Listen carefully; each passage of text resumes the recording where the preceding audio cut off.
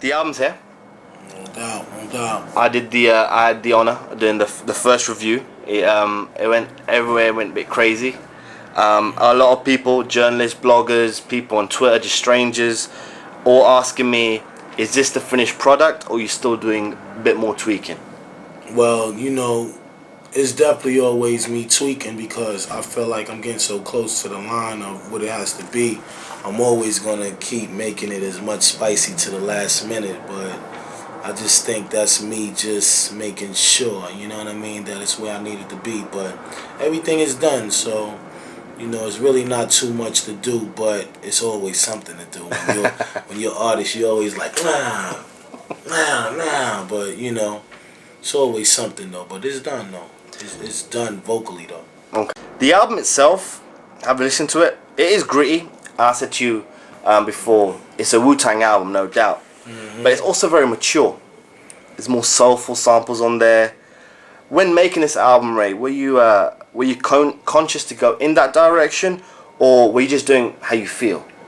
Well, number one, I was definitely doing what I feel, you know what I mean? However it came out, it basically came out with perfection involved with it because I knew that we had a lot of stuff up there that made us feel like how we did the first one, you know what I mean? Like, if you really listen to what the world wanted to get that classic Wu-Tang sound back and have us spitting over that, and that's what we went and got. You know, far as the whole album, the whole concept of the album was for me to go back into the projects and live that kind of life and talk that kind of talk. So that's what I did on this album, you know what I mean? I made sure that at the end of the day, people is able to say, yo, he didn't lose a step. He went in as an MC. He didn't make no commercial music. The hooks is hard and gritty. The beats is where they need to be. You hear the classic Wu-Tang sound skits. It's like a trip down memory lane, but at the same token, it's a growth process too. And I think that as we was going to explore classic production, we was looking for classic heat again, you know what I mean? And that's to make songs that approximately nobody can make. You know, when you think of an MC, you think of somebody that want the illest beat in the world to rhyme over, and something that's not too easy to rhyme over neither. So we was just challenging ourselves to the fullest and making it more of a real hip hop album, not a commercial hip hop album. Yeah. The first J-Dilla joint on the album, House of Flying Daggers. When I heard it first, I was like, because it had the whole Shaolin fighting sounds, Right. classic Wu-Tang. I was like, this is RZA. This is a RZA joint. I heard it, I kept thinking it was RZA, until I got told that actually it's a J-Dilla beat. We got Meth on there, Ghost, and I heard that Jizz is going to be on the hook for the single version.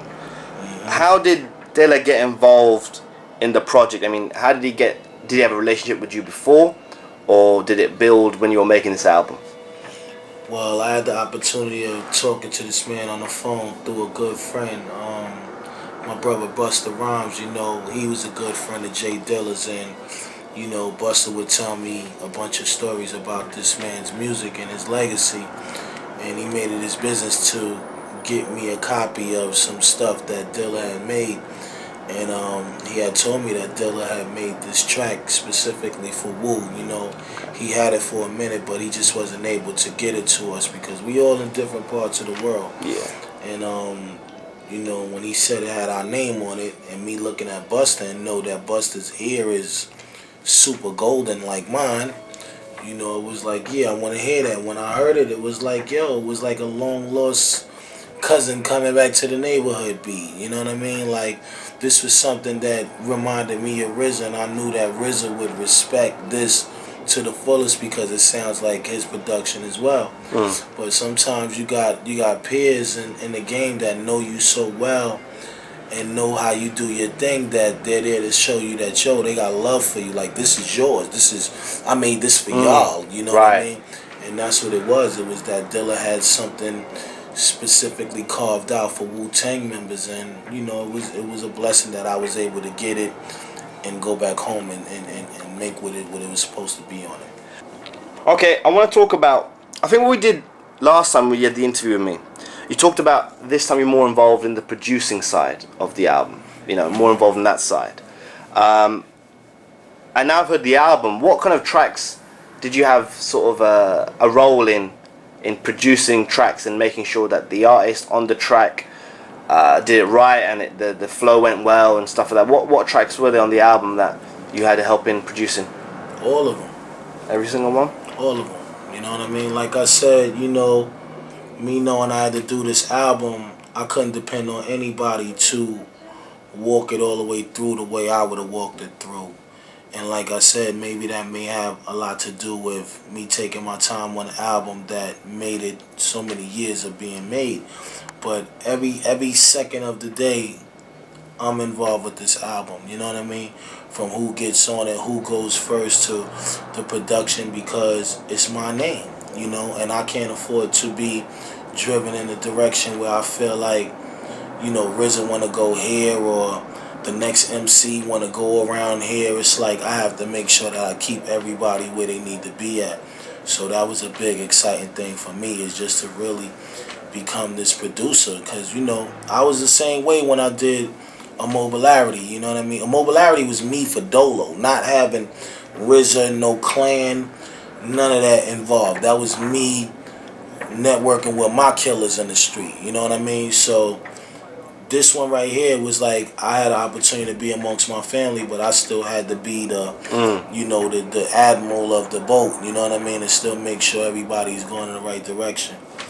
But, you know, it wasn't nothing to a giant, because like I said, I've been doing it for a long time. I kind of already know what needs to be dealt with, and I'm at the point where I'm taking charge of what I got to do. You know what I mean? I don't depend on no man to hold me down and take me where I know that I can go. It's like, if it's my show, I have to let them come into my world. I can't let you come into my world and I don't know my world. You know what I mean? So just me, just, you know, doing everything. You know, when you're an artist and you creating a classic, you have to watch every move you make and watch everybody else's move. Did you enjoy it though, the producing side of it? Do you enjoy it? Of course. I mean, I love music. I love real hip hop. You know what I mean? I love MCs. I love dudes that is going to get on beats and show off. And even if they feel like it's going to be competition, that's what you want. You know what I mean? I don't get mad if somebody comes on my track and puts that work in, because I'm more happy that I was able to deliver the track that brought the best out of him. Right. You know what I mean? It's like how everybody say Verbal Intercourse, that's one of Nas's greatest rhymes. I know I was the one that co-signed it. I was the one that told him, yeah, put it on that beat, that works. You know what I mean? So I've done that plenty of times through plenty different music and aspects of combinations. You know what I mean? That's what I like to do. I like to think about who's my favorite dudes and who sound good on what. Even if I'm not on the track, it's like, yo, I can hear blah, blah, blah, blah, blah, blah, murdering that. You know, that's my mind thinking as a producer as well. So, just gifted in that area.